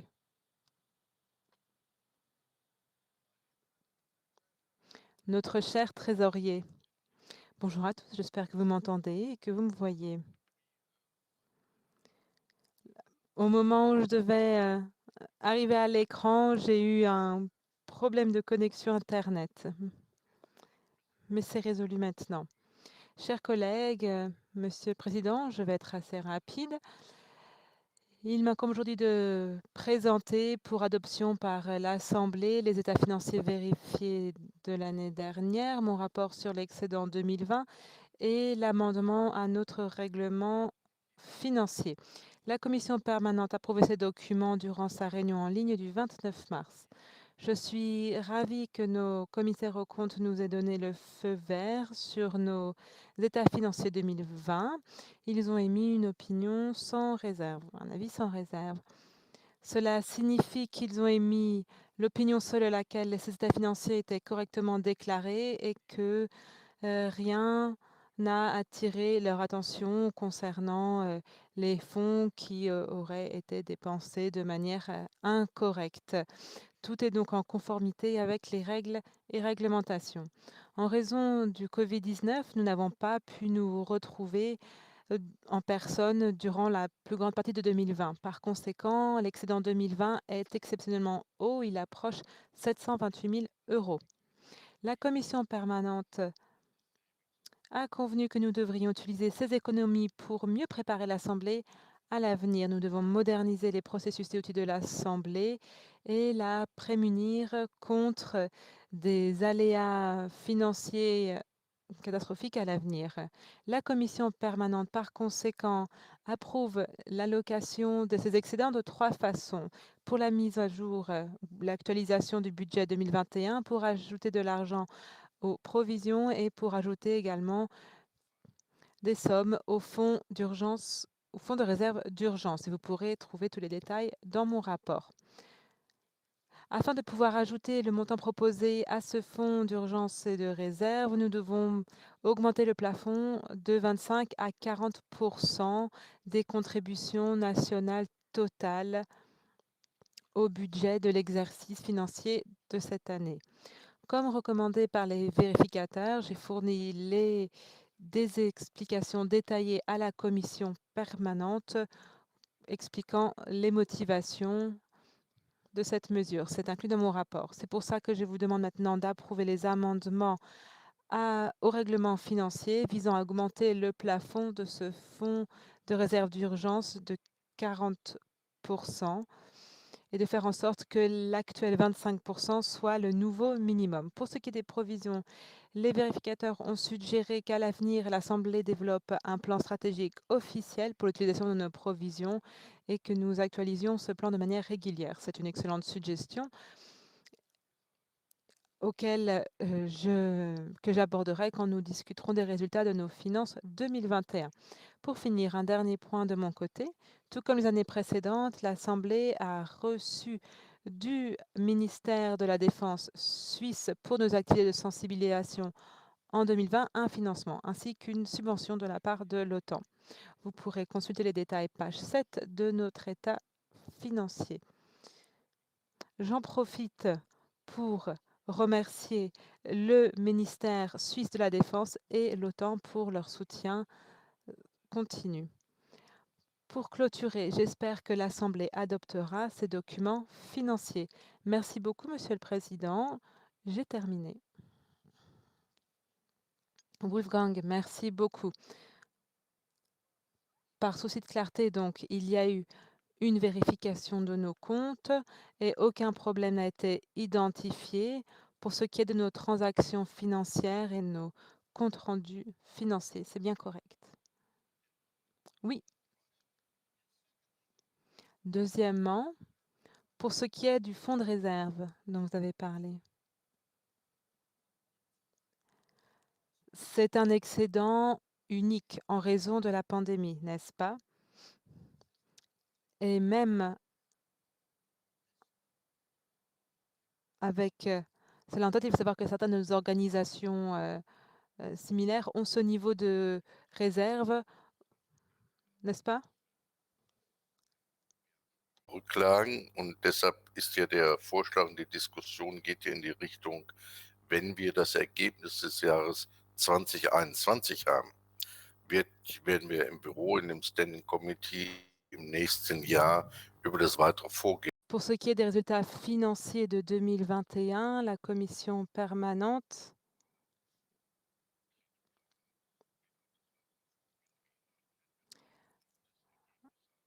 alors l'interprète s'excuse, mais pour l'instant, il n'y a pas d'interprétation de l'allemand vers l'anglais. C'est revenu. On ne peut que parler de l'avenir lorsque nous aurons les finances vérifiées. Mais il y a également la possibilité ensuite de rembourser les membres individuels pour leur contribution, mais c'est une décision qui sera prise l'année prochaine. Et donc la motion sur laquelle nous allons voter est très simple. C'est d'adopter et d'approuver les documents financiers tels que décrits par Wolfgang, tels que révisés par les auditeurs et approuvés par la commission permanente. Et cela concerne l'année 2020 et non 2021 ou notre budget prévisionnel. Voici la motion qui est devant vous. Roxandra, ouvrons le vote. Merci, Monsieur le Président. Maintenant, le vote est ouvert aux membres. Vous avez l'icône Polls à droite de votre écran. Donc, c'est écrit Financial Documents. Et encore une fois, vous avez l'option oui ou non. Ce vote est ouvert pendant 1 minute.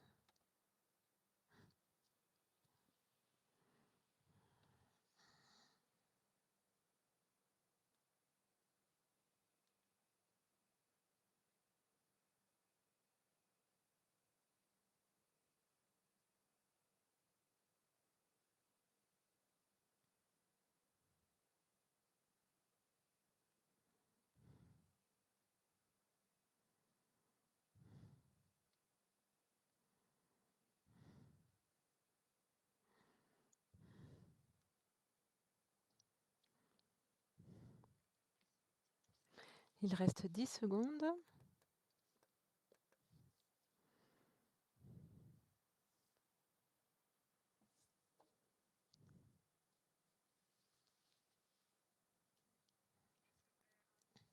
Très bien, le vote est maintenant clôturé et je suis ravie d'annoncer que la motion a été adoptée avec seulement une abstention.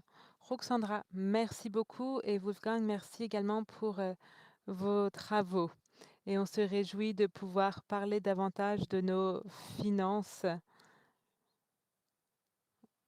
à l'avenir, les finances qui ont aussi été chamboulées par la pandémie.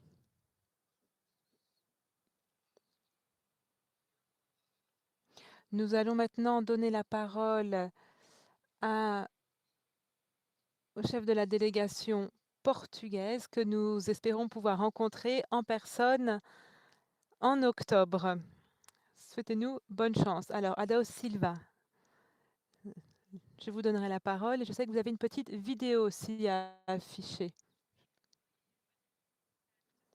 Monsieur Silva, si vous pouviez demander la parole, s'il vous plaît.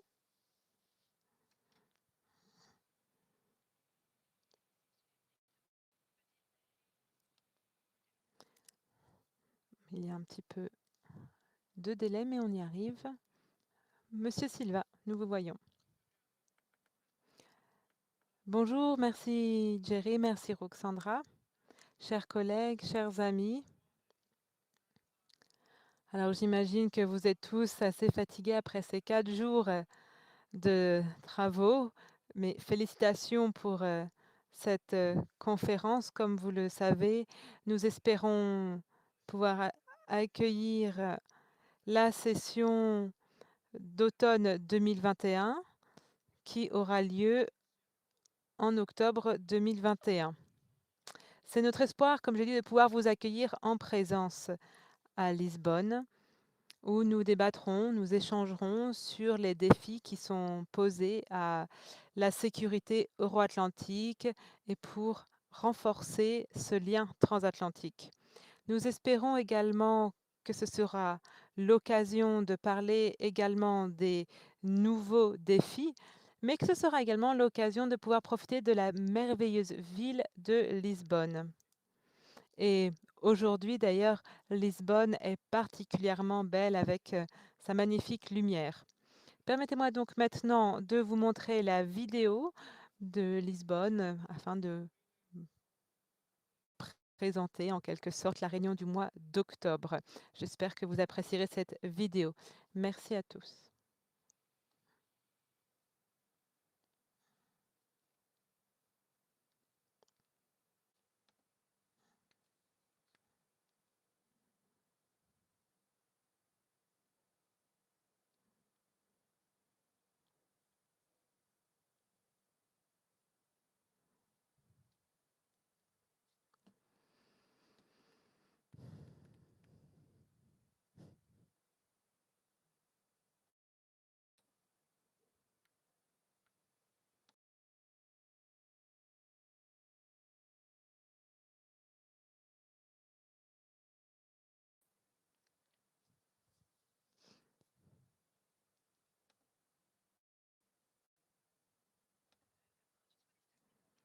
Nous nous excusons, il y a eu un problème technique.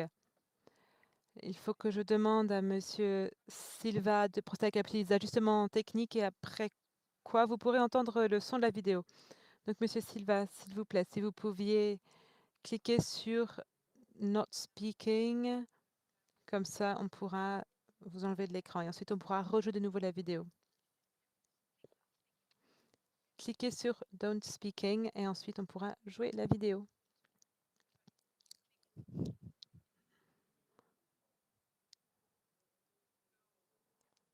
Voilà, cliquez sur le bouton Done Speaking.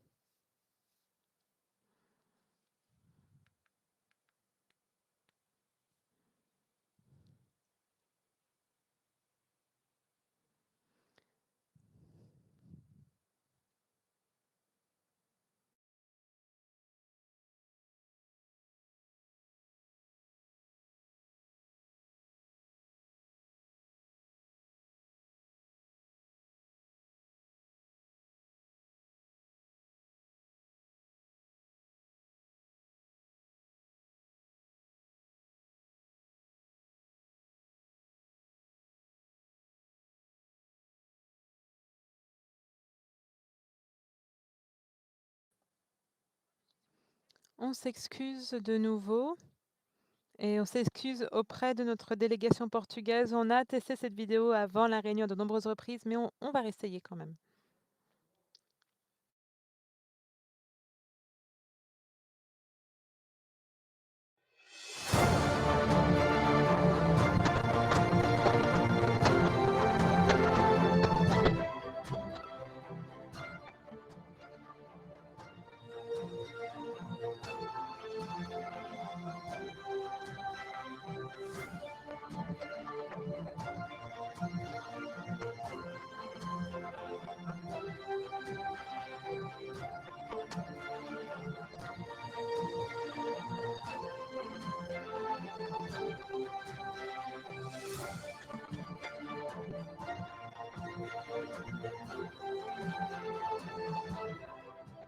Bem-vindos a Portugal.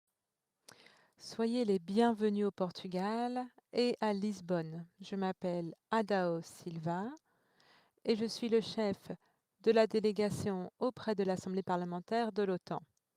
Je tiens à vous dire que je suis très heureux et honoré de vous accueillir au Portugal. J'espère que votre séjour à Lisbonne sera agréable, non seulement pour profiter de la lumière de Lisbonne, la très célèbre lumière de Lisbonne, mais aussi pour que nous puissions discuter personnellement et en personne des questions de paix, de sécurité et de développement qui sont inhérentes à à l'Alliance Atlantique, l'OTAN, que nous défendons tous ensemble.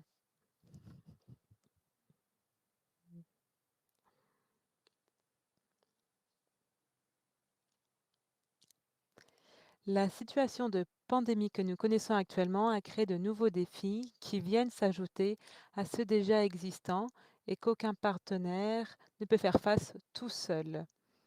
Il est donc essentiel d'unir les efforts et de réaffirmer l'attachement aux valeurs démocratiques. Le renforcement des relations transatlantiques est fondamental pour faire face aux menaces et aux risques en matière de sécurité et constitue la pierre angulaire de la paix et de la stabilité dans le cadre d'un lien stratégique qui unit les deux côtés de l'Atlantique. Nous sommes à un moment important pour l'Alliance atlantique dans son adaptation à l'avenir. Nous soulignons l'importance du dialogue politique et le rôle fondamental de l'Assemblée parlementaire de l'OTAN dans ce processus, en tant que forum privilégié pour le débat sur les questions de sécurité et de défense de l'Alliance. Le Portugal a une portée européenne continentale, mais son histoire et l'étendue de sa zone de responsabilité océanique nous poussent à la défense intransigeante du caractère indispensable du lien transatlantique. Le Portugal est fier d'être un membre fondateur de l'Alliance atlantique, d'être un partenaire engagé dans la contribution à la défense collective, à la gestion des crises et à la sécurité coopérative, étant solidement établi dans les structures de l'Alliance. Différentes structures de l'OTAN sont présentes au Portugal, y compris, entre autres, la récente NCI Academy. Reflétant la concrétisation des intérêts nationaux dans le cadre des engagements pris, les forces armées du Portugal sont engagées en mer, sur terre, dans les airs et dans le cyberespace au service des missions de l'OTAN et des organisations internationales que le Portugal intègre, contribuant ainsi à la sécurité et à la paix dans le monde. En tant que pays euro-atlantique, nous croyons une alliance forte, prête à répondre en coopération avec l'Union européenne aux défis et menaces en constante évolution. Ces dernières années, nous avons assisté à une augmentation des menaces sur la zone euro-atlantique. Ces menaces sont de plus en plus fortes et nombreuses. Et il appartient aux parlementaires de s'engager au renforcement du lien euro-atlantique.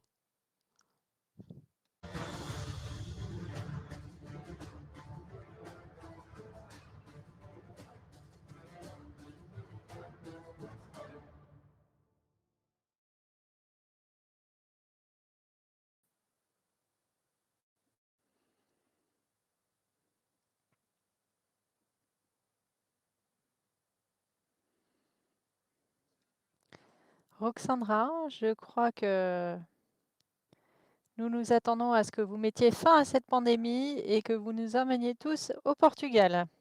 Nous sommes unanimes sur ce point. Dans une vidéo vraiment très intéressante et très convaincante. Merci à nos amis et à nos collègues de la délégation portugaise. Nous en avons fini pour aujourd'hui. J'aimerais remercier les interprètes, nos hôtes suédois, dirigés par Karen Enstrom.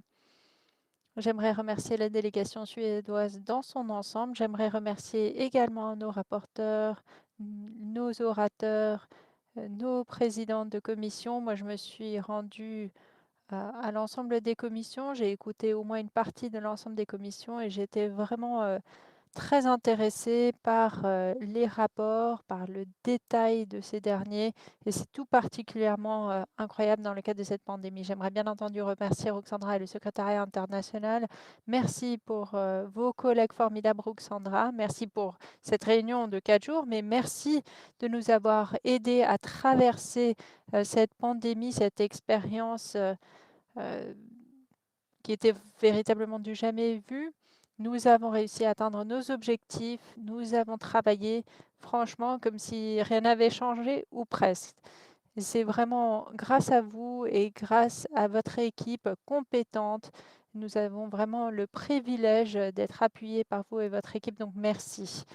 Je me réjouis de tous vous retrouver lors de la séance annuelle en octobre à Lisbonne. Je l'espère, nous nous retrouverons en présentiel. Je déclare maintenant la séance levée. Merci. Merci à vous.